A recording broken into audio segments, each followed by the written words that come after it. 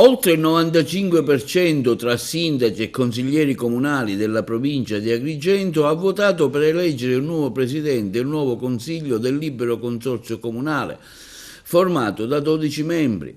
Hanno votato ben 562 dei 584 elettori. Entrambi i due candidati hanno espresso il loro voto in orari diversi. Giuseppe Pendolino, sindaco del comune di Aragona, ha votato ieri mattina intorno alle 9, mentre Stefano Castellino, sindaco di Palma di Montechiaro, nella tarda serata di ieri intorno alle 20:30.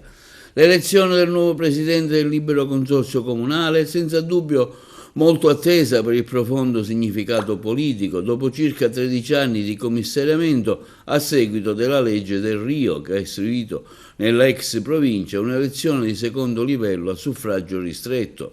Con la legge regionale del 4 agosto 2015 sono stati successivamente istituiti i liberi consorzi comunali e le città metropolitane.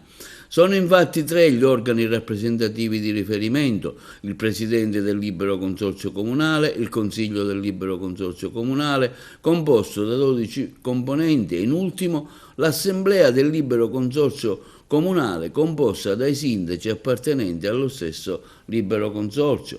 Le operazioni di scrutinio elettorale sono iniziate stamani, sin dalle ore 8, che hanno visto la vittoria del candidato Pendolino su Castellino. Adesso si aspetta lo spoglio delle 6 liste: Forza Azzurri, Fratelli d'Italia, DC, Lega, Insieme per Agrigento, Uniti per la città, Insieme per la provincia di Agrigento, per l'elezione del Consiglio del libero consorzio comunale composto da 12 membri.